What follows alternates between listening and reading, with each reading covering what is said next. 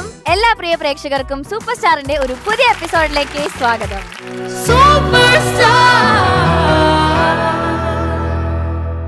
Ready? ദൈവമേ, ഇതിനുള്ള മറുപടി വരും, വെയിറ്റ് ചെയ്തോ. Okay, super orchestra judges. Hi. Paru എന്ത് സുന്ദരിയായിട്ടുണ്ട് പാറു. ആണോ? ഒഴിഞ്ഞിടട്ടെ. ഒഴിഞ്ഞിട, ഞാൻ വേറെ എന്തോ കേട്ടോ. എന്താ കേട്ടത്? ചേച്ചി രണ്ടേ ആയുള്ളൂ, ഇട്ടേക്കത്. ഓക്കെ, അപ്പോ നമുക്ക് സ്റ്റാർട്ട് ചെയ്യാം. റെഡി അല്ലേ? അതിനു മുന്നേ അൽഫോൺസ് സാർ ഇവിടെ ഇരിക്കുമ്പോ എ.ആർ. റഹ്മാൻ സാറിനെ കുറിച്ച് ചോദിക്കാതിരിക്കാൻ പറ്റില്ല അല്ലേ? അങ്ങനാണോ? പിന്നെ തോന്നുന്നത്. കാരണം എ.ആർ. റഹ്മാൻ സാറിന് കാരണം നമ്മുടെ ഓമന പെണ്ണ് ഇവിടെ ഇരിക്കുകയാണ്. അതെ, അതൊരു ഒന്നൊന്നര പെണ്ണ.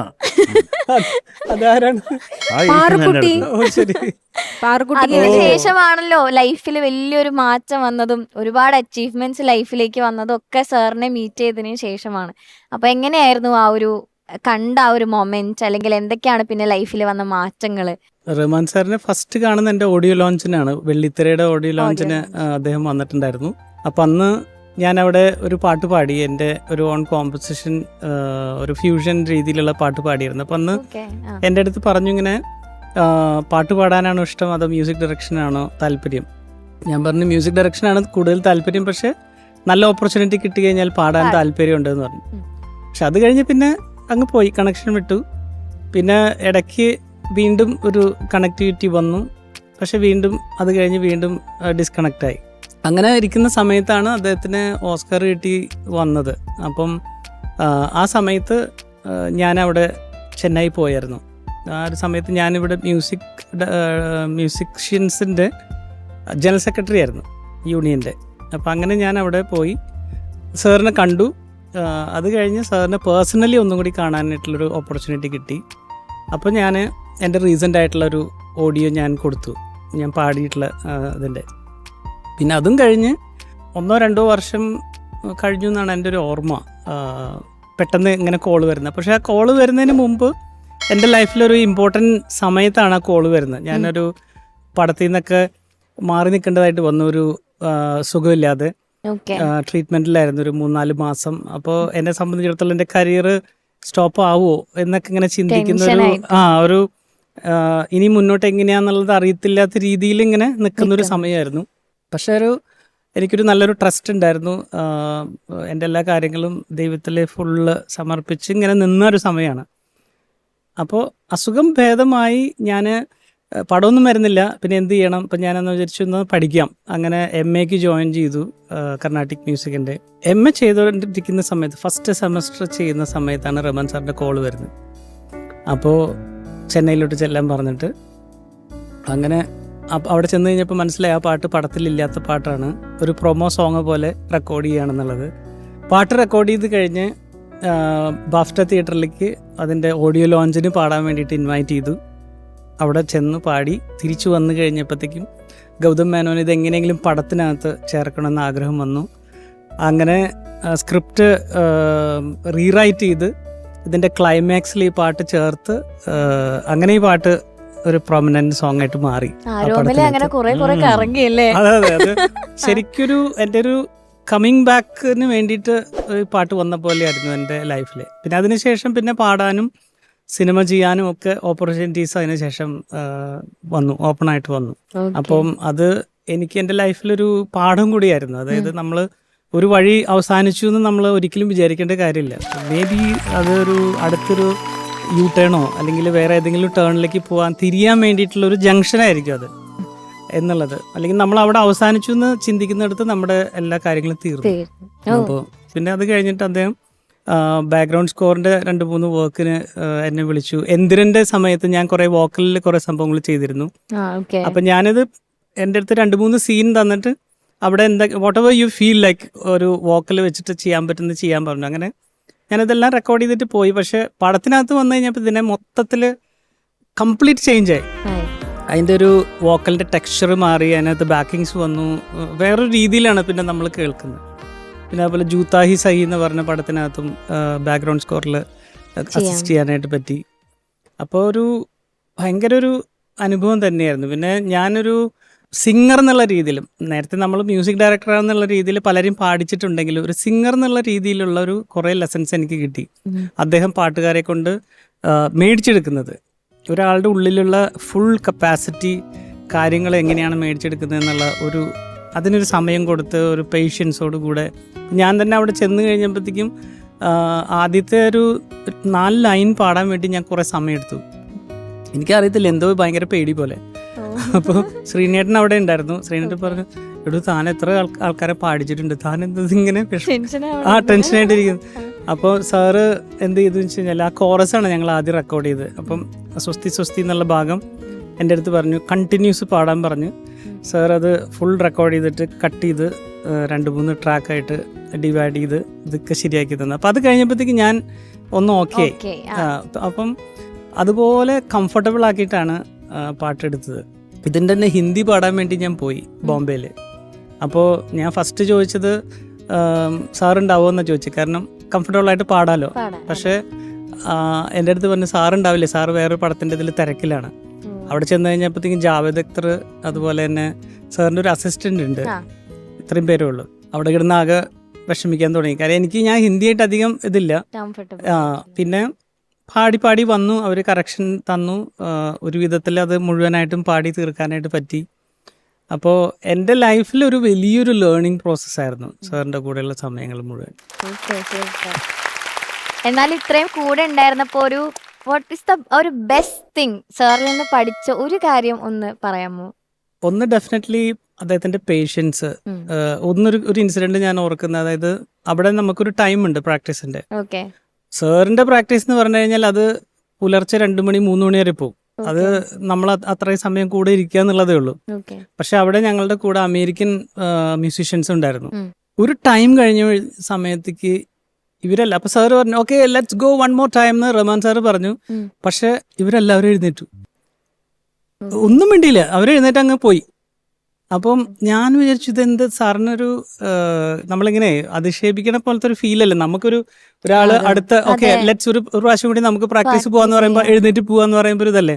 പക്ഷെ അവരുടെ ഒരു പ്രൊഫഷണൽസ്, അത് ഒരു സമയം എന്ന് പറഞ്ഞാൽ ആ സമയത്തെ അവർ വർക്ക് ചെയ്യത്തുള്ളൂ, എൻ്റെ അപ്പുറത്തേക്ക് വർക്ക് ചെയ്യത്തില്ല. അപ്പുറത്ത് വർക്ക് ചെയ്യണമെങ്കിൽ നേരത്തെ നമ്മൾ പറഞ്ഞ് ടൈം ഇതെല്ലാം സ്കെഡ്യൂൾ. പക്ഷെ സാർ അതെല്ലാം ഈസി ആയിട്ട് എടുത്ത് അത് കഴിഞ്ഞ് പുള്ളിക്ക് ചെയ്യാനുള്ള പണികളും കാര്യങ്ങളൊക്കെ ചെയ്ത് അങ്ങനെ ഇതിൽ പോയപ്പോൾ എനിക്ക് ഒരു കാര്യം മനസ്സിലായത് ഒരു ക്ഷമ ഉണ്ടായിരുന്നു. അപ്പൊ എന്തായാലും ഫസ്റ്റ് റൗണ്ട് നമുക്കൊന്ന് വൈബ് മാറ്റി പിടിക്കാം, രവീന്ദ്ര സംഗീതത്തിലേക്ക് പോവാം. ഓക്കെ, പാടാൻ വരുന്നു നമ്മളുടെ ധ്രുവ മോൾ. സോ ലെറ്റ്സ് വെൽക്കം ധ്രുവ.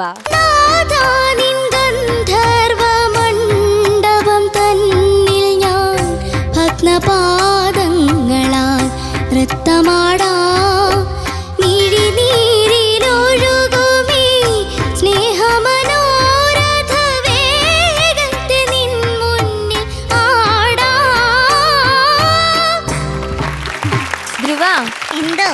കഷ്ടപ്പെട്ടോടാ? കുറച്ചധികം അല്ലേ? പറയുമ്പോ തന്നെ ഉണ്ട്, പക്ഷെ പാടി തീർത്തപ്പോ ഒരു സമാധാനം അല്ലേ? അങ്ങനെയല്ല, എന്താ സമാധാനൊക്കെ ഉണ്ട്, ഹെവി അല്ലേ? ഓക്കെ, എന്തായാലും ചോദിച്ചു നോക്കാം. നല്ല സുന്ദരി കുട്ടിയായിട്ടുണ്ട്, നമ്മൾ ഏതാണ്ട് മാച്ചിങ് അല്ലേ? ഓക്കെ, ചോദിക്കാം.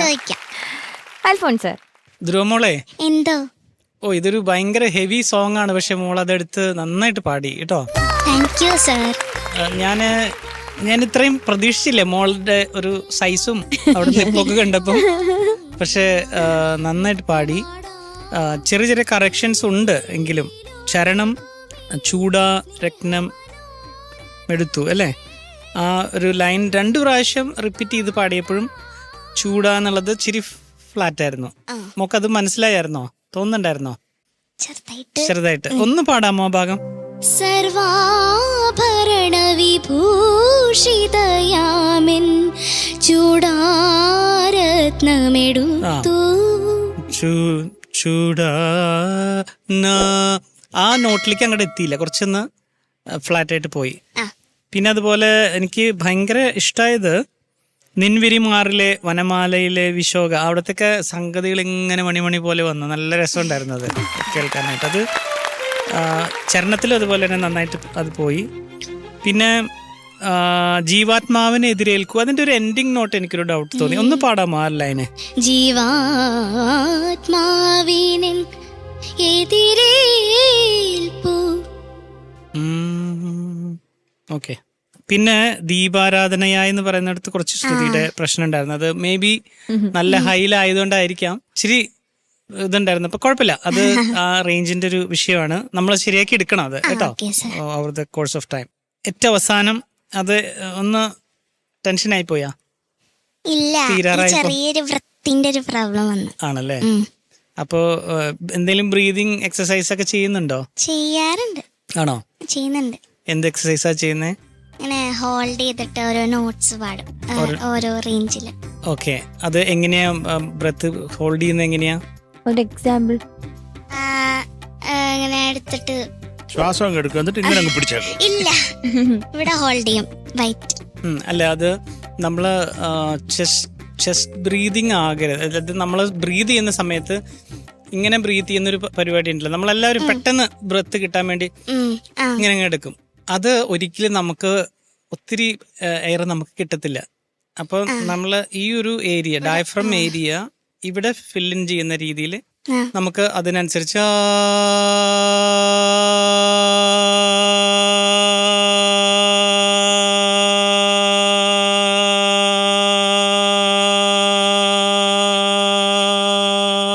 ഇപ്പൊ നമുക്ക് എത്ര നേരം വേണമെങ്കിലും അത് കണ്ടിന്യൂസ്ലി പാടാൻ പറ്റും. ആ ഒരു എക്സസൈസ് നമ്മൾ ചെയ്ത് പ്രാക്ടീസ്ഡ് ആവുകയാണെന്നുണ്ടെങ്കിൽ. അപ്പോൾ അതൊന്ന് ചെയ്യണം. ചിലപ്പോൾ നമ്മൾ ഇച്ചിരി റോങ് ആയിട്ട് എന്തെങ്കിലും ചെയ്യുന്നുണ്ടായിരിക്കും, അതായിരിക്കും പെട്ടെന്ന് നമുക്കൊരു നമ്മൾ അവിടെ നിന്ന് പോകുന്നത്, സ്റ്റോപ്പായി പോകുന്നത്. അപ്പം അങ്ങനെയുള്ള ചില കാര്യങ്ങൾ മാത്രം ശ്രദ്ധിച്ചാൽ മതി. മോളുടെ ഈ ഒരു പ്രായത്തിൽ ഇത്രയും നന്നായി പാടുന്നുണ്ടല്ലോ, ദൈവം അനുഗ്രഹിക്കട്ടെ. God bless you. Thank you sir.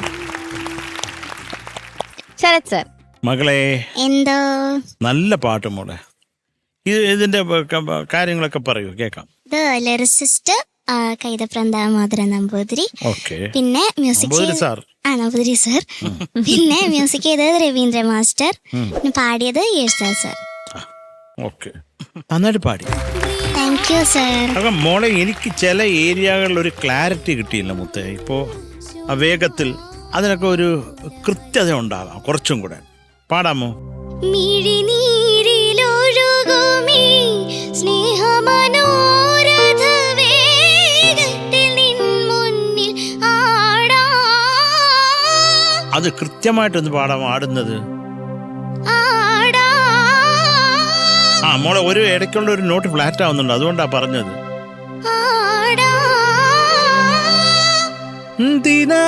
അതങ്ങൾ പോന്നത് കൃത്യമായിട്ട് പോട്ടെ. അതല്ല, അതിന് മുമ്പ് കുഞ്ഞ് ആടാം. അത് ഒരു കൃത്യതയോടെ വരുമ്പോ അതിനൊരു സുഖമുണ്ട് മോളെ. പിന്നെ ആ ജീവാത്മാവിനെ മക്കളൊന്ന് പാടാമോ അത് കൃത്യമായിട്ട്?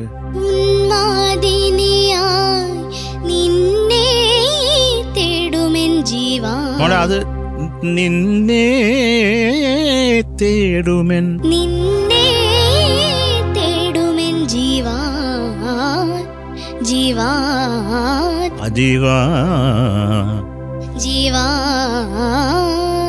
അത് കേക്കട്ടെ, പാടൂ.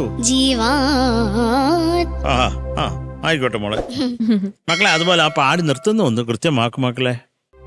നൃത്തമാടാ. അതെന്താണത്? അതെന്താണത്?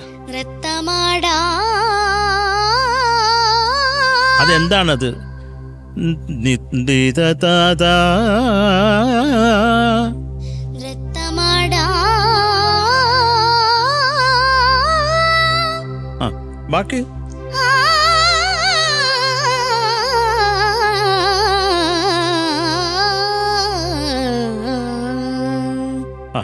മതി കേട്ടോ. എപ്പോഴും നമ്മളത് പ്രധാനമായിട്ട് നമ്മളത്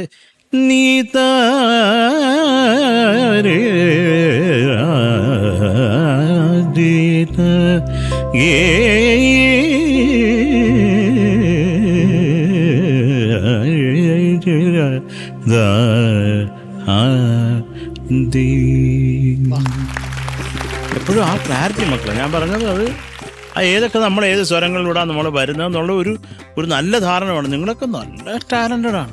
അപ്പൊ അത് മക്കളത് നോക്കിയാൽ മതി കേട്ടോ. അപ്പൊ നമുക്ക് അന്യസ്വരത്തിൽ തുടത്തിൽ ഇപ്പോൾ ഈ സിനിമാ സംഗീതം എന്ന് പറയുമ്പോൾ അത് നമ്മൾ അധികം മസിൽ പിടിക്കേണ്ട കാര്യമില്ല. അതിനകത്തൊക്കെ ചില നോട്ട്സുകളൊക്കെ അത് ചിലപ്പോൾ പാടി വരുന്ന ഫ്ലോയിൽ വരും, അത് കുഴപ്പമില്ല. പക്ഷെ എന്നാലും നമുക്ക് ഒരു രാഗമായിട്ടൊരു ഒരു ഒരു ഒരു ഒരു എന്താ പറയുക, ഒരു ഫ്രണ്ട്ലി ആയിരിക്കണം മോളെ കേട്ടോ. അത്രേ ഉള്ളൂ. ചേച്ചി ധ്രുവ എന്തോ സുന്ദരി എന്തോ അത് പറഞ്ഞതാണ്. നന്നായി പാടി മോളോ. താങ്ക് യു മാം. എനിക്ക് ഇഷ്ടപ്പെട്ടു. ഒന്നാമത് എനിക്ക് ഈ കൊച്ചു കിളിക്കുട്ടിയെ ഇഷ്ടമാണ്. നന്നായി പാടി, എനിക്ക് ഇഷ്ടപ്പെട്ടു കേട്ടപ്പോ. നല്ല കുഞ്ഞു ശബ്ദം അല്ലേ? ഈ മോളാണോ ഇതിൽ ഏറ്റവും ഇളയത്? അയ്യടാ, ഒരു വാവയാണ് അല്ലേ? നന്നായി പാടി മോളൂ. ഈ ചെറിയ ചെറിയ ക്ലാരിറ്റി പ്രശ്നങ്ങൾ ഓൾറെഡി അൽഫോൺസ് ചേട്ടൻ പറഞ്ഞു, പിന്നെ ശരത് സാർ പറഞ്ഞു, അതൊക്കെ കറക്റ്റ് ചെയ്യാ. ഓക്കെ. ഹൈ പാടുമ്പോഴത്തേക്ക് സ്ട്രെയിൻ ഉണ്ടെങ്കിലും അത് ഭംഗിയായിട്ട് പാടി, കഷ്ടപ്പെട്ട് പാടി. ഇത് എളുപ്പമുള്ള പാട്ടല്ല പാറു, ഭയങ്കര ബുദ്ധിമുട്ടായത് പാടാൻ. പറഞ്ഞു ചേച്ചി. പക്ഷെ മനോഹരമായിട്ട് ഹാൻഡിൽ ചെയ്തു. ചക്കരയാണ് ഇവിടുത്തെ. ഗ്രൂമേഴ്സിന് കൊടുക്കണ ഒരു വലിയ കൈഡി. കുട്ടികളെയൊക്കെ ഇങ്ങനെ ആക്കി എടുക്കുന്നില്ലേ? പൂവാണോ എന്ന് പറഞ്ഞാൽ അവര് പറഞ്ഞ ഗ്രൂമേഴ്സ് ഒക്കെ ഫുൾ ടൈം ഉറങ്ങാന്ന്, അതുകൊണ്ടായിരിക്കും അവര് കൂവിയത് അല്ലേ? കൂവേഴ്സ് നിങ്ങളെന്തിനാ ഇപ്പൊ കൂവിയത്? അതിപ്പോ ഞങ്ങളുടെ ഇപ്പത്തെ ന്യൂ ജനറേഷൻ അങ്ങനെയാ. ഞങ്ങൾ ഇങ്ങനെയൊക്കെ ചെയ്യാം. എന്തൊക്കെയാ പറയുന്നത്? പൂക്കിയോ എന്തൊക്കെയുണ്ടല്ലോ വാക്കുകൾ. ജെൻസി ചേച്ചിയോ പാടുന്ന? അല്ല, ജെൻസി ചേച്ചിയാവാ അല്ലേ? ജെൻസി കിഡ്സ്. ഇത് ഏത് രാഗത്തിലാന്നറിയോടാ? ചാരുകേശി. അയ്യോ, എല്ലാം അറിയാം. നന്നായിരുന്നു മോള്, ബ്യൂട്ടിഫുൾ. മറ്റൊന്നും പറയാനില്ല ഇതില്. ഇനി നന്നാവട്ടെ. ചില മറ്റെന്തെങ്കിലും പറഞ്ഞാ കൂടിപ്പോവും പിള്ളേരെ. ഇവര് മഞ്ചരിക്കിട്ട നോക്കി പണി തന്നോണ്ടിരിക്കാന്ന്. നേരത്തെ സാറായിരുന്നു, പക്ഷെ അവൻ അവിടെ നിന്ന് പോയി. അവൻ മുങ്ങി. നമ്മുടെ എന്തുട്ട ശ്രീഹരി അവിടെ നിന്ന് മുങ്ങി. ഇപ്പൊ അടുത്ത ടീം എത്തിയിട്ടുണ്ട് കൈയടിക്കാൻ. ഇപ്പൊ വരും. അപ്പൊ നമുക്ക് കൈയടിച്ച് കാണിച്ചു കൊടുക്കണം അവന്. അതെ, എന്താന്നുള്ളത്. അതെ, നന്നായി പാടിമോളൂ. താങ്ക് യു ചേച്ചി. ഓക്കെ, അപ്പൊ ഇപ്പൊ എന്തായാലും നമുക്ക് മാർക്സ് ചോദിക്കാം. ശരത് സാർ എന്താ? സോറി, എന്താ മോളെ? ഒന്നുകൂടെ ചോദിക്കണം. ശരത് സാർ എന്തോ? ധ്രുവയുടെ mark 8.5. Thank you Sarath sir. ചേച്ചി ധ്രുവയ്ക്ക് 8.6. സാർ ഇട്ട് കഴിഞ്ഞു. Okay, so total 17. ഓക്കേടാ. അങ്ങനെ രവീന്ദ്ര മാഷിന്റെ ഒരു ബ്യൂട്ടിഫുൾ സോങ് നമ്മൾ കേട്ടു. അടുത്തതായി കരുതിയിരുന്നോ ക്ലാപ്പ് അടിച്ച് നമ്മളെയൊക്കെ അവനെ വിളിക്കട്ടെ ഞാൻ. പാടാൻ വരുന്നു ശ്രീഹരി ഏത് റൗണ്ടിൽ തമിഴ് റെട്രോ. என்னம்மா கண்ணு சௌக்கியமா ஆமம்மா கண்ணு சௌக்கியந்தா என்னம்மா கண்ணு சௌக்கியமா ஆமம்மா கண்ணு சௌக்கியந்தா என்னம்மா கண்ணு சௌக்கியமா ஆமம்மா கண்ணு சௌக்கியந்தா யானைக்கு சின்ன பூனை போட்டியா துணிஞ்சு மோதி தன் பட்ட பாடு பாத்தியாட ஆருக்கும் மஞ்சிடாத சிங்கந்தான் உரசி பாருங்க மங்கிடாத தங்கந்தான என்னம்மா கண்ணு சௌக்கியமா ஆமம்மா கண்ணு சௌக்கியந்தா என்னம்மா கண்ணு சௌக்கியமா ஆமம்மா கண்ணு ஃபேண்டாஸ்டிக்.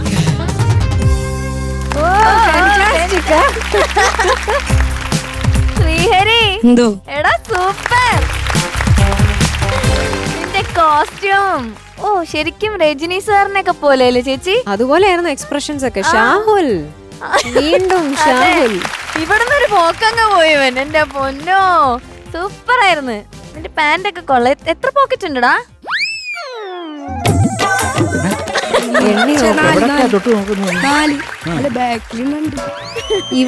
ഇവിടം വരെ വന്നിട്ടേ ശരത് സാറിനെ നോക്കിയിട്ട് കുറച്ച് എക്സ്പ്രഷൻ കാണിച്ചു.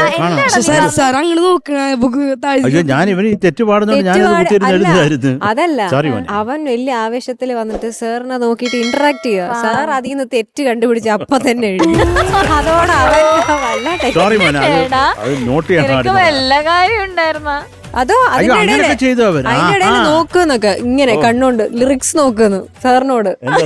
അതോടെ സാർ വീണ്ടും ഞാൻ തിരിച്ചു പറയാൻ നോക്കി വെച്ചിട്ടുണ്ട് മക്കളെ. കറക്റ്റ് അവൻ അവിടെ തെറ്റിച്ചോ? ആ എല്ലാ സ്ഥലത്തും. നീ ഇങ്ങ് വാടാ. തമാശക്ക് കേട്ട സത്യം. എന്ത് ഞാൻ അങ്ങനെ തമാശക്ക് എടുത്തോ. ഇത് എനിക്കത് കാണാൻ പറ്റില്ല. നീ ഇതിന്റെ ഇടയ്ക്ക് എല്ലാം ഇട്ട് തെറ്റിച്ചു. ഒന്നുകൂടെ കാണണോ? അതെ അത് മാത്രായിട്ട് ആ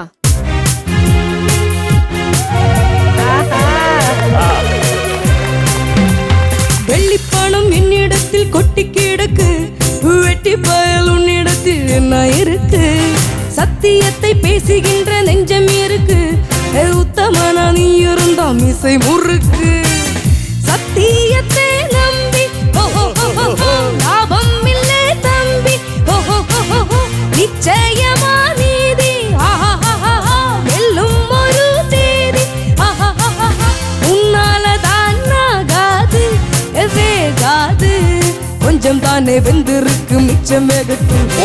என்னம்மா ഓടിയോ ഓടിയോ പാന്റ് പിടിച്ചോ? ഇല്ല നടന്നിട്ട് അതിന്റെ കുഴപ്പമില്ല. ஆமாம்மா മകളെ ശ്രീഹരി നന്നായിരുന്നടാ. Very nice very nice. ഈ എന്നമ്മ കണ്ണ് സൗഖ്യമാ ആമമ്മ കണ്ണ് സൗഖ്യം അതൊന്ന് പാടാമോ? என்னம்மா கண்ணு சௌக்கியமா. ആ മക്കളെ അത് അത്ര സുഖമല്ല. ആ സംഗതിക്ക് ഒരു എന്നമ്മ കണ്ണ് സൗഖ്യമാ ആമമ്മ കണ്ണ് സൗഖ്യം എന്താ എന്നുള്ളത് അങ്ങോട്ടും ഇങ്ങോട്ടും കളിയാക്കുകയാണ്. അപ്പൊ അതിനാ സുഖമല്ല. ആ സംഗതി അങ്ങ് അടിച്ച് പാടുന്നീ. என்னம்மா கண்ணு சௌக்கியமா ஆமம்மா கண்ணு சௌக்கியந்தான் സൗഖ്യന്താ മതി. சௌக்கியந்தான் യാനയ്ക്ക് ചിന്ന പൂന അത് പാടും. யானைக்கு சின்ன பூனை போட்டியா എന്ന് പറഞ്ഞാൽ എന്താണ്? போட்டியா. എന്താണ് അതിന്റെ അർത്ഥം? ഈ വലിയ ആൾക്ക് പൂച്ചനെ പേടിയാ. അങ്ങനല്ല. യാനയ്ക്ക് ചിന്ന പൂന, ആനയുടെ അടുത്ത് ഈ പൂച്ചയ്ക്ക് അതെല്ലാം ഒരു മത്സരമാണോ എന്ന്. അത് അജഗജാന്തരവും നമ്മൾ പറയത്തില്ലേ. അല്ല ആനയ്ക്കും പൂനയ്ക്കും തമ്മിൽ എന്ത് സംഭവം, എന്ത് കമ്പാരിസനാണ്? യാനയ്ക്ക് ചിന്ന പൂന പോട്ടിയ, അതൊരു മത്സരിക്കാൻ പറ്റിയ ആളാണോ ആനയുടെ കൂടെ ഈ പൂച്ച എന്നുള്ളതാണ്. അല്ല പൂച്ച എടുത്ത് തിന്നുന്നല്ല. അടുത്തത് துணிஞ்சு மோதித்தான் பட்டப்பாடு பாத்தியா, யாருக்கும் மஞ்சிடாத சிங்கம் தான், உரசி பாருங்க மங்கிடாத தங்கம் தான், தங்கம் தான்,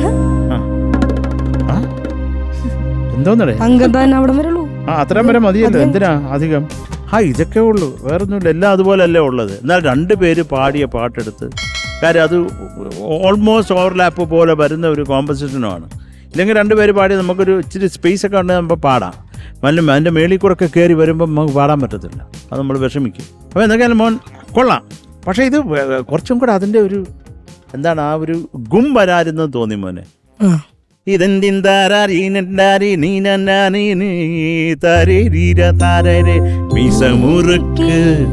സത്യത്തെ നമ്പി അതൊക്കെ പറയുമ്പോ അത് കളിയാക്കലല്ലേ. നീ ആരാടാ? നീ എന്ത് സ്വന്തം അച്ഛനും മോനും കൂടെ ആണ് ഈ ആടി. അതും കൂടെ മക്കൾ മനസ്സിലാക്കണം. രജനി സാറിന്റെ അച്ഛനാണ് അതിൽ സത്യരാജ്. ഓക്കെ, അത് അവസാനം മനസ്സിലാവും. സിനിമ തീർന്ന് എണീക്കാൻ നേരത്ത് അയ്യോ ഇതായിരുന്നു അച്ഛനെന്ന്. അത് പറയേണ്ടിയിരുന്നില്ല, ഞാൻ കാണാൻ പോയിരുന്നു. അല്ലല്ല, രജനി സാറിന്റെ അച്ഛനല്ല, രജനി സാറിന്റെ അമ്മാവനായിട്ട് സാർ ആദ്യം പറഞ്ഞത് കാണണമെന്ന്. ഞാൻ സസ്പെൻസ് കളഞ്ഞു. ആ പോട്ടെ പോട്ടെ. അല്ലേ അത് വേണമെങ്കിൽ ചേട്ടനാക്കാം അല്ലേ നമുക്ക്? ഒരു ചേട്ടനായിട്ട് വിചാരിച്ചാൽ മതി. സോറി. ഇല്ല അത് കാണുമ്പോൾ മനസ്സിലാവാൻ പറ്റില്ല. സസ്പെൻസ് അല്ല. നമുക്കറിയാം, ഓഡിയൻസിന് അറിയാൻ പറ്റും ഇതാണ് അച്ഛൻ എന്ന്. പക്ഷെ രജനീകാന്ത് അവസാനം അറിയത്തുള്ളൂ. അതേ ഉള്ളൂ. കൊള്ളാം. അപ്പൊ കുഴപ്പമില്ല. അതല്ലേ ഇല്ല നമുക്കറിയാവുന്ന പോട്ടെ. അത്രേ ഉള്ളു മക്കളെ. ഓടിപ്പോയി എവിടെ കിടന്നുറങ്ങും. ചേച്ചി സൗഖ്യമാടാ കണ്ണേ? ആന്നോ? തമിഴിലെ ചൊല്ലുങ്കോ? സൗഖ്യന്താ. എടാ എന്നാലും ഞാന് ശ്രീഹരിയുടെ അടുത്ത് എക്സ്പെക്ട് ചെയ്തില്ല. കാരണം ശ്രീഹരി നമ്മൾ കണ്ട അനുസരിച്ച് ആള് വികൃതി കുസൃതിയൊക്കെയാണ്. പക്ഷെ ഇങ്ങനെ വന്ന് പെർഫോം ചെയ്ത് ഇങ്ങനെ തമിഴ് അതും പാടുന്ന ഞാൻ ഒന്ന് പ്രതീക്ഷിച്ചില്ല. പക്ഷെ ഗംഭീരടാ. എന്തുട്ടാന്നൊക്കെ പറഞ്ഞിട്ട് അവിടെ ഇങ്ങനെ തമാശയൊക്കെ പറയെങ്കിലേ ആള് പാടുമ്പോ സീരിയസാ. നാണൊക്കെ വരുന്നത് എനിക്ക് ഇഷ്ടായി അല്ലേ? അതാ മുടിയൊക്കെ അതിന്റെ ഇടയിൽ ഇട്ടിട്ട് നോക്ക.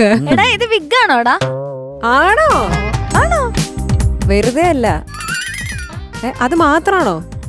അത് മൊത്തം തലമുടി ഇല്ലേ? ഇതിന് വേണ്ടിട്ട് എടുത്തിട്ടതാ. സുന്ദരനായിട്ടുണ്ട് എന്തായാലും.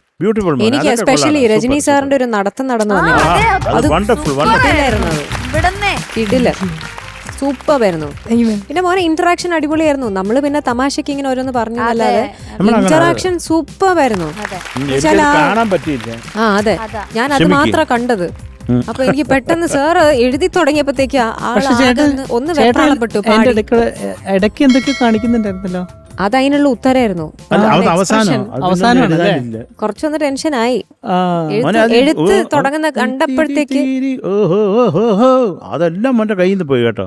അത് എഴുതിക്കൊണ്ടിരുന്ന അത് അല്ല, അത് എഴുതിയപ്പോഴത്തേക്ക് കൂടുതൽ പോയി. അത് വെച്ചാല് വലിയ സന്തോഷത്തില് സാറിനെ നോക്കി പാടിയതാ. സാർ അത് കേട്ടോളൂ ഹോയ് എന്നങ്ങ് എഴുതി. ശ്രീഹരിയുടെ മനസ്സിൽ ഹായ് പോയി. അപ്പൊ ശരത് സാർ ഇതിൽ നിന്ന് മനസ്സിലായി, ഇങ്ങനെയൊക്കെ വരുമ്പോ അവര് പാടി തിരിച്ചു പോരുമ്പോ നമ്മൾ എഴുതി വെക്കണം. Paru intelligent, brilliant idea. ഇതാരാടാ ഈ ഡ്രസ്സിന്റെ ഒക്കെ സെലക്ഷൻ? ഇതാ നമ്മുടെ അവരുടെ അടുത്താന്നാണോ? നമ്മുടെ കോസ്റ്റ്യൂമിന്ന് ഇത്രേ ഉള്ളൂ. എന്നാലും എനിക്ക് ഇഷ്ടപ്പെട്ടു. ഗംഭീര പ്രകടനായിരുന്നു. Super orchestra. പൊളിച്ചു. മലേഷ്യ വാസുദേവൻ സാർ ആരാന്നറിയോ? പാട്ടുകാരൻ. ആ അറിയാം. അറിയാം. ഞാന് ഇളയരാജ സാറിന്റെ പ്രോഗ്രാം ഇപ്പൊ ഈ അടുത്ത് മലേഷ്യയിൽ നടന്ന സമയത്ത് മലേഷ്യ വാസുദേവൻ സാറിന്റെ പാട്ടുകളും അവിടെ അവതരിപ്പിച്ചു. അതിൽ മലേഷ്യ വാസുദേവൻ സാറിന്റെ മകനുണ്ട്. അദ്ദേഹത്തോടൊപ്പം ഞാൻ പാടി. അപ്പൊ ശരിക്കും അത് സാറ് പാടിയ പാട്ടാണ് അദ്ദേഹത്തിന്റെ മകൻ അന്ന് അവിടെ പാടിയത്. ഇഷ്ടംപോലെ തമിഴ് ക്രൗഡാണ് അവിടെ മുഴുവൻ. എന്തുമാത്രം ഹിറ്റ്സ് ആണ് അദ്ദേഹം പാടിയിരിക്കുന്നത്. രാജാ സാറുടെ മ്യൂസിക്കിൽ തന്നെ എത്ര മനോഹരമായ പാട്ടുകൾ, നമുക്കൊക്കെ അത്രയും ഇഷ്ടമുള്ള പാട്ടുകളാണ്. അപ്പം അത്രയും പോപ്പുലാരിറ്റിയിൽ നിങ്ങൾ ഇനി പോയി കേൾക്കണം അദ്ദേഹത്തിന്റെ പാട്ടുകൾ. ഓക്കെ, കുട്ടികളോട് എല്ലാവരോടും പറയാണ്, ആ സാർ പാടിയ ഒരുപാട് നല്ല നല്ല പാട്ടുകളുണ്ട്, അതൊക്കെ കേൾക്കുക. ഇങ്ങനെയാണ് നമ്മൾ അറിവ് കൂട്ടുന്നത്. ഓക്കെ, ഓരോ സിംഗേഴ്സ് പാടിയ ഒരുപാട് നല്ല നല്ല പാട്ടുകളുണ്ട്, ഇഷ്ടംപോലെ പാട്ടുകളുണ്ട്. അപ്പം എല്ലാ സിംഗേഴ്സിൻ്റെയും രീതി നമ്മൾ കേട്ട് പഠിച്ച് അവരെന്താണ് അതിൽ നിന്ന് പാടുന്നത്, നമുക്ക് എന്താണ് അതിൽ നിന്ന് എടുക്കാൻ പറ്റുന്നത് എന്നുള്ളതൊക്കെ ശ്രദ്ധിച്ച് ചെയ്യുക. തമിഴ് ഭാഷ മോനെ വശമില്ല എന്നുള്ളത് മനസ്സിലായി. അല്ലാതെ പിന്നീട്ടിങ്ക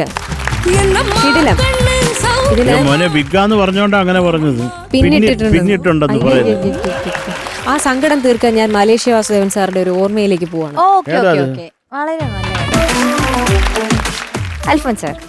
ഞാൻ നിന്നെ ഒത്തിരി അപ്രീഷിയേറ്റ് ചെയ്യാണ്. കാരണം എന്ന് വെച്ചാൽ ഒരു പെർഫോമൻസ് ആസ്പെക്റ്റിൽ എന്തൊക്കെ കാര്യങ്ങൾ ശ്രദ്ധിക്കണം, എന്തൊക്കെ കാര്യങ്ങൾ വേണം എന്നുള്ളത് മോൻ അത് എല്ലാം കണ്ട് അത് ചെയ്യാൻ വേണ്ടി ശ്രമിച്ചു.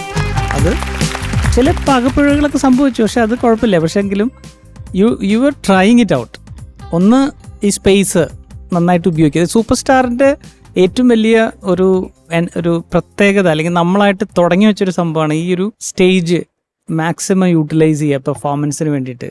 രണ്ടാമതൊരു കാര്യമാണ് കമ്മ്യൂണിക്കേഷൻ, ഓഡിയൻസ് ആയിട്ടുള്ള കമ്മ്യൂണിക്കേഷൻ. അത് അവരുടെ ഐ കോണ്ടാക്റ്റിലൂടെ ആവാം, അല്ലെങ്കിൽ അവരോട് ചില ആക്ഷനിലൂടെ അവരോട് കമ്മ്യൂണിക്കേറ്റ് ചെയ്യും. ചിലപ്പോൾ ക്യാമറയിൽ നോക്കിക്കൊണ്ട് നമ്മൾ പെർഫോം ചെയ്യും. അപ്പോൾ ഇതൊക്കെ ഇതിൻ്റെ ഒരു സൂപ്പർ സ്റ്റാറിൻ്റെ വളരെ പ്രത്യേകത ഉള്ള കാര്യങ്ങളാണ് പെർഫോമൻസ് ആസ്പെക്റ്റിൽ. അപ്പോൾ അതൊക്കെ ശരിക്കും കൊണ്ടുവരാനായിട്ട് ശ്രമിച്ചു. അപ്പം അതിന് ഞാൻ വളരെയധികം അപ്രീഷിയേറ്റ് ചെയ്യുന്നു. Thank you sir. പക്ഷേ അപ്പം ശ്രദ്ധിക്കേണ്ട ഒരു കാര്യം, അവിടെ ശ്രദ്ധ പോകുന്ന സമയത്ത് ഇവിടെ സിംഗിങ്ങിലുള്ള ചില കാര്യങ്ങളിൽ വീഴ്ച സംഭവിക്കാം, എസ്പെഷ്യലി ഡാൻസും കൂടി ഉണ്ടെങ്കിൽ. അപ്പോൾ ഈ രണ്ട് ബാലൻസും നല്ല രീതിയിൽ നമ്മുടെ മൈൻഡിലുണ്ടായിരിക്കണം. അപ്പോൾ നമുക്കറിയാം, പക്ഷെ നമ്മൾ വന്ന് പാടാൻ വേണ്ടി നിൽക്കുമ്പോഴത്തേക്കും നമ്മൾ ക്യാരിഡ് അവേ ആവും ചിലപ്പോൾ ആ പാട്ടിൻ്റെ ഇതനുസരിച്ച് ആളുകളുടെ റെസ്പോൺസ്. ഇപ്പം നമ്മളൊന്ന് ആലോചിക്കും, നമ്മൾ ഒരു സ്റ്റേജിൽ നിന്ന് പാടുന്ന സമയത്ത് എല്ലാവരും കൂടെ ഭയങ്കര ഒച്ചപ്പാട് ഇത് ഉണ്ടാക്കി കഴിയുമ്പോൾ നമ്മളറിയാണ്ട് ആവേശം കൊണ്ട് അതിനകത്ത് പോയി പിച്ചൊക്കെ തെറ്റി വേറെ വഴിക്ക് പോയി കഴിഞ്ഞാൽ എല്ലാം മൊത്തം പ്രശ്നമായില്ലേ. അപ്പോൾ എന്തൊക്കെ സംഭവിച്ചാലും സ്റ്റേജിൽ നമുക്കൊരു സ്റ്റാൻഡ് ഉണ്ടാവണം, അല്ലെങ്കിൽ നമ്മുടെ സിംഗിങ് ഇതിനകത്ത് നമ്മൾ ഉറച്ചു നിൽക്കണം. അപ്പം അത് ആ ഒരു രീതിയിലുള്ള ഒരു പ്രാക്ടീസും കൂടെ നമുക്ക് ഉണ്ടാവണം കേട്ടോ. ഓൾ ദി ബെസ്റ്റ് മോനെ. Thank you, sir. Thank you sir. Okay, എന്തുട്ടാ ഇനി മാർക്ക്. ചോദിക്കാം. ചേച്ചി 8.3. Thank you ma'am. Sarath sir 8.4 marks. Thank you sir. Alphons sir. Okay, so total 16.7. Super star വിന്നേഴ്സിന് ലഭിക്കാൻ പോകുന്ന സമ്മാനങ്ങൾ എന്തൊക്കെയാണെന്ന് അറിയണ്ടേ? 1ാം സ്ഥാനം നേടുന്ന വിജയ്ക്ക് ലഭിക്കുന്നു ജിടെക് എഡ്യൂക്കേഷൻ നൽകുന്ന ക്യാഷ് പ്രൈസ്. 2ാം സ്ഥാനം നേടുന്ന വിജയ്ക്ക് ലഭിക്കുന്നു urban Grameen society gold loan നൽകുന്ന ക്യാഷ് പ്രൈസ്. 3ാം സ്ഥാനം നേടുന്ന വിജയ്ക്ക് ലഭിക്കുന്നു ക്യൂബിക്സ് ഫുട്വെയർ നൽകുന്ന ക്യാഷ് പ്രൈസ്.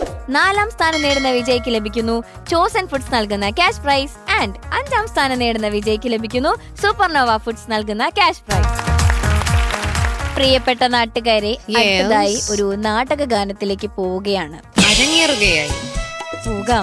പോകാം പാടാൻ വരുന്നു അടുത്ത ബെല്ലോട് കൂടെ Diya. So let's welcome Diya.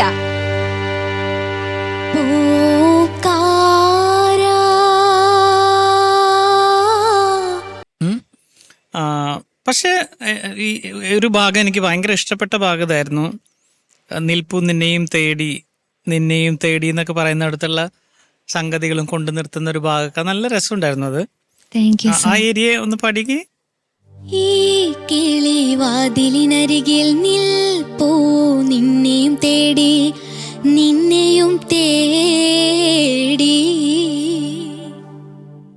Okay. അപ്പോൾ എനിക്ക് തോന്നിയത് ഇതിനകത്ത് അധികം നമുക്ക് കസരത്തുകൾ കാണിക്കാനുള്ളൊരു സോങ് അല്ല. ഇതിനകത്ത് കുറച്ചുകൂടി ഒരു നല്ലൊരു ഇമോഷനും എക്സ്പ്രഷനും ഇതൊക്കെയാണ് ഈ പാട്ടിനകത്ത് കൊണ്ടുവരുന്നത്. അപ്പോൾ എനിക്ക് തോന്നുന്നു മോള് പഠിക്കുന്ന സമയത്ത് ഇത് പാടിയിരിക്കുന്ന ആരാ? കവിയൂർ പൊന്നമ്മ. അപ്പം വളരെ ഐഡന്റിറ്റി ഉള്ള ഒരു വോയിസ് ആയിരിക്കും അല്ലേ ഈ സിംഗറുടെ? ഒന്ന് ആലോചിച്ച് നോക്കി, ഒരു ആക്ടർ പാടുന്ന സമയത്ത് എന്തൊരുത്തോളം എക്സ്പ്രഷൻ ഉണ്ടായിരിക്കും എന്നുള്ളത്. സിംഗർക്കുണ്ട് എക്സ്പ്രഷൻ, എങ്കിൽ പോലും ഒരു പക്ഷെ അതിനേക്കാൾ കൂടുതൽ എക്സ്പ്രസീവ് ആകാൻ സാധ്യതയുണ്ട് അല്ലേ? അപ്പോൾ അങ്ങനെയുള്ള എലമെന്റ്സും കൂടെ ഒന്ന് നന്നായിട്ടൊന്ന് വിശകലനം ചെയ്തിട്ട് പാട്ട് പഠിക്കുമായിരുന്നെങ്കിൽ ചിലപ്പോൾ കുറച്ചും, അല്ലെങ്കിൽ ഒരു ഓർഡിനറി സോങ് പോലെ നമ്മളിങ്ങനെ കേട്ടു പോകുന്ന ഒരു അവസ്ഥയായിരിക്കും. അതിൽ അപ്പുറത്ത് ഒരു സംഭവം കൊണ്ടുവരാൻ പറ്റണമെന്നാണ് എനിക്ക് തോന്നുന്നത്. നമുക്കത് പറ്റും. പക്ഷേ ടെക്നിക്കലി എനിക്ക് നന്നായിട്ട് ഇഷ്ടപ്പെട്ടു. അതിൻ്റെ ഒരു ഇമോഷണൽ ആസ്പെക്റ്റിൽ കുറച്ചും കൂടി ഒന്ന് ശരിയാക്കാൻ സാധിച്ചാൽ നല്ലതായിരുന്നു എന്ന് തോന്നി കേട്ടോ. Okay, God bless. Thank you sir. ചേച്ചി ദിയക്കുട്ടി, എന്തോ ചക്കരേ സുന്ദരിയായിട്ടുണ്ട്. ഇതെന്താ ഉടുപ്പാണോ അതോ സ്കേർട്ടും ബ്ലൗസാണോ? ബ്ലൗസാ. ആ പഴയ സ്റ്റൈലിലേക്ക്. ഓ, എന്താണ് മുടിയൊക്കെ പിന്നിട്ട് സുന്ദരിയായിട്ടുണ്ട്. നന്നായി പാടി. നല്ലൊരു ക്യൂട്ട്, വളരെ നിഷ്കളങ്കമായ ഒരു പാട്ട്. നിഷ്കളങ്കമായ ഒരു കുട്ടി അതുപോലെ തന്നെ പാടി. ഇങ്ങനെ ഇങ്ങനെയൊക്കെ ആക്കി അല്ലേ?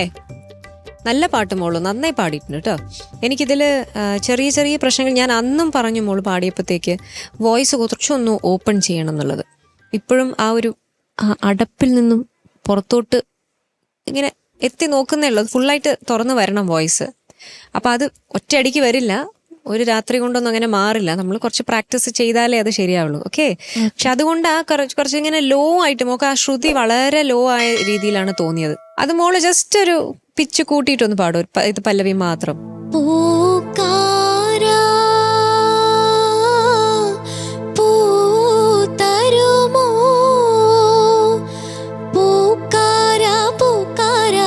കൈക്കൊമ്പിളിൽ നിന്നൊരു പൂ തരുമോ, പൂക്കാരാ പൂ തരുമോ.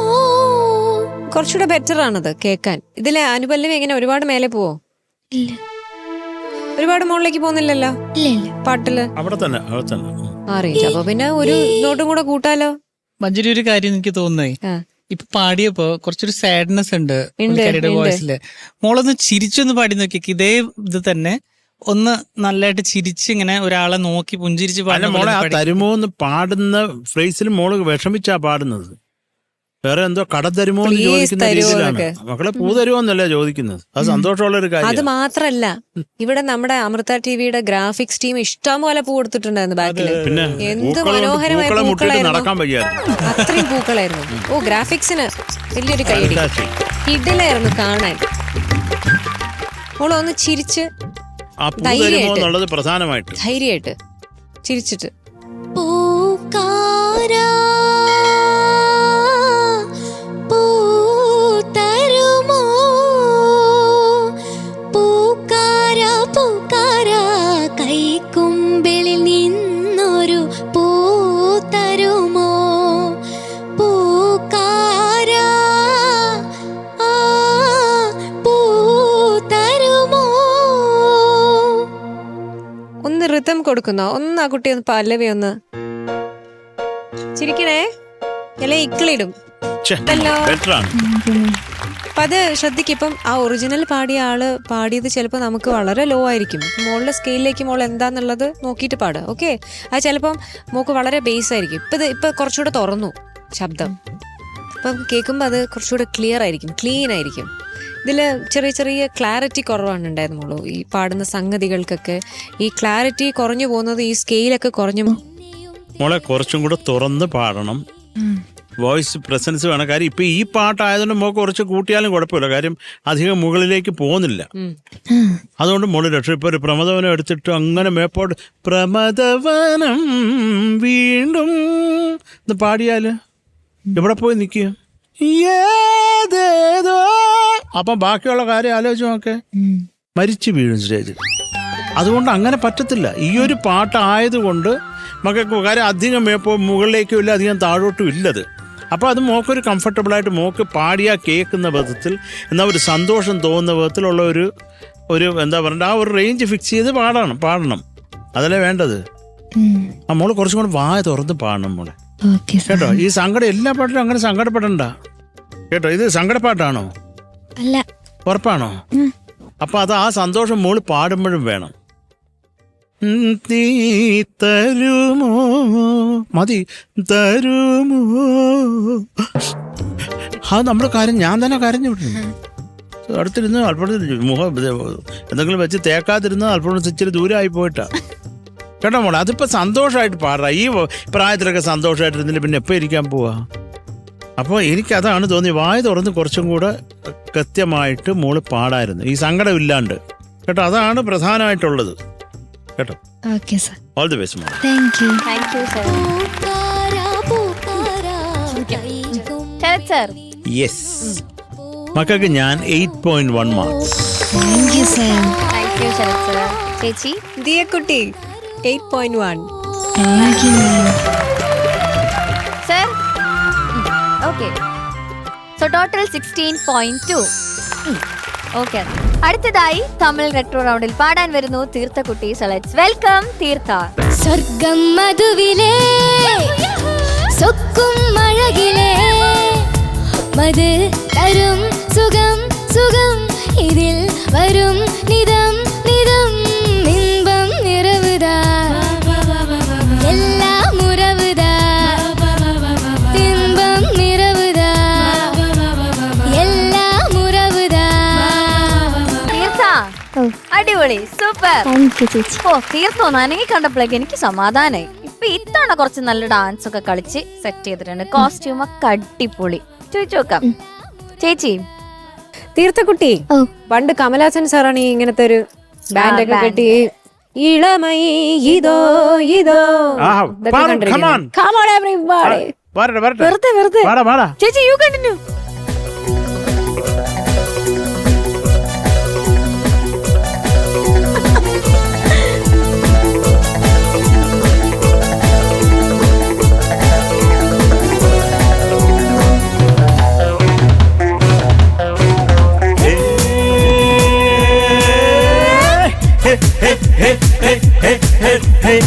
இளமை இதோ இதோ இனிமை இதோ இதோ இளமை இதோ இதோ இனிமை இதோ இதோ காலேஜ் டீனேஜ் பெண்கள் எல்லோருக்கும் என் மீது கண்கள் இளமை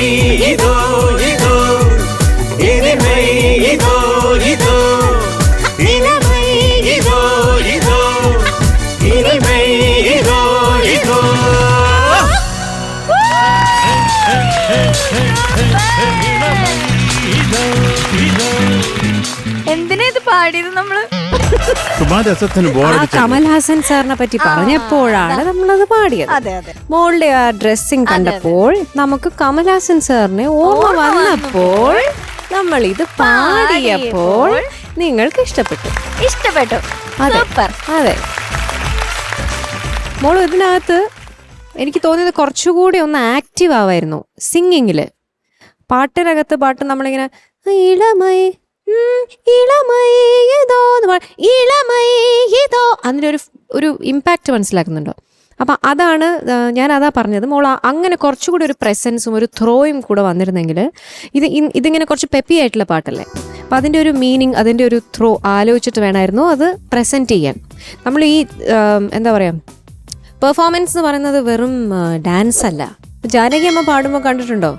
അമ്മ പാടുമ്പോൾ ഇങ്ങനെ നിൽക്കും, എന്നിട്ട് കണ്ണ് തുറക്കണോ സ്വാമി ഇതും പാടും, മൗനം പോലും മധുരം ഇതും പാടും, ഇളമ ഇതോ എല്ലാം പാടും. അമ്മ ജസ്റ്റ് ഇങ്ങനെ നിൽക്കും, ഒരു ബുക്കും വെച്ചോണ്ട് നിൽക്കും, അമ്മ എല്ലാം പാടും. മോളെ അമ്മയെ കണ്ടാല് ഏത് പാട്ടാണ് അമ്മ പാടുന്നത് പോലും അറിയാൻ പറ്റില്ല. മനസ്സിലാവില്ല.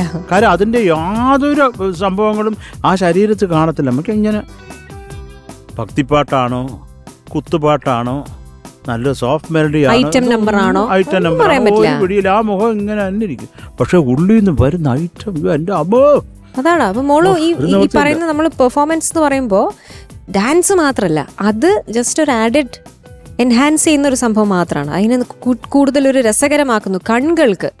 പക്ഷെ പാട്ടെന്ന് പറയുമ്പോൾ നമ്മൾ ആ ഫീല്, ആ പാട്ടിൻ്റെ ഒരു എനർജി, ഇമ്പാക്റ്റ് മൊത്തം തലയ്ക്കകത്ത് ഉണ്ടാവണം അത് പാടുമ്പോൾ.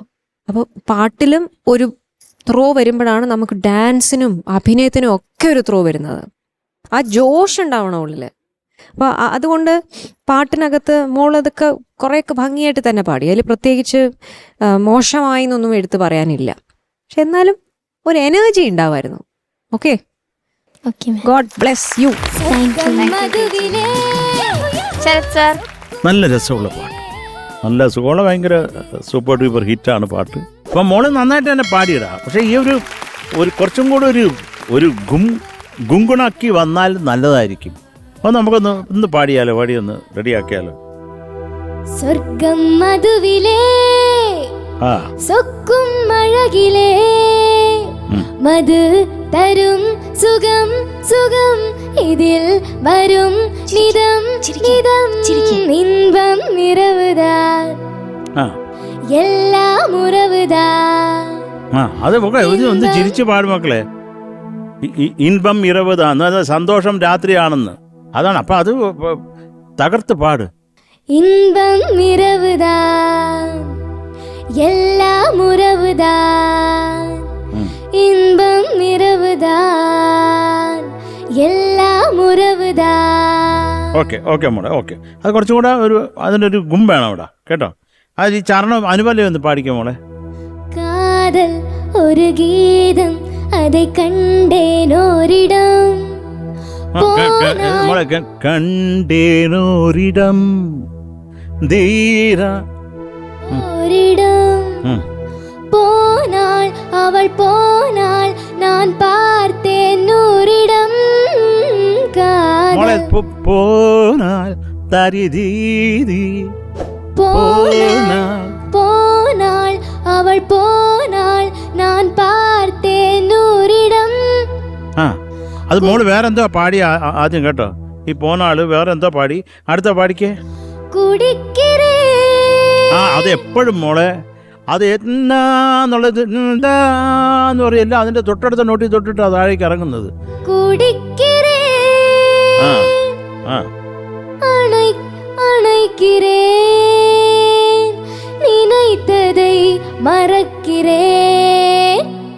Good good good.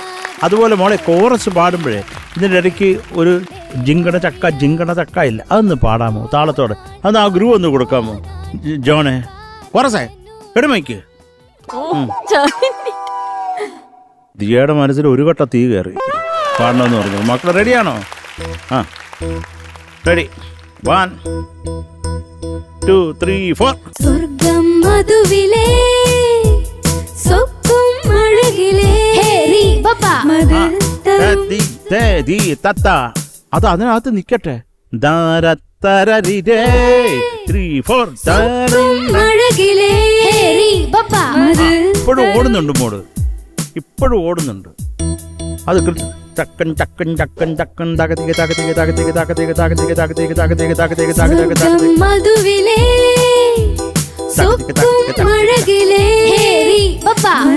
ഇപ്പൊ ഓൾമോസ്റ്റ് ഓക്കെ. ഒരു വല്ലാത്ത പപ്പയായിപ്പോയി കേട്ടോ. പിന്നെ മോളെ ലയം എന്ന് പറഞ്ഞൊരു പാട്ട്, ഈ ഒരു പർട്ടിക്കുലർ ഈ പെപ്പി നമ്പേഴ്സിൽ മോൾ എന്താ അതിൻ്റെ ഇടയ്ക്കുള്ള ആ ഡിഫറെൻറ്റ് സിംഗപ്പേഷൻസ് ആണെങ്കിൽ അത് ആ താള കണക്കിനകത്ത് നിൽക്കണോടാ.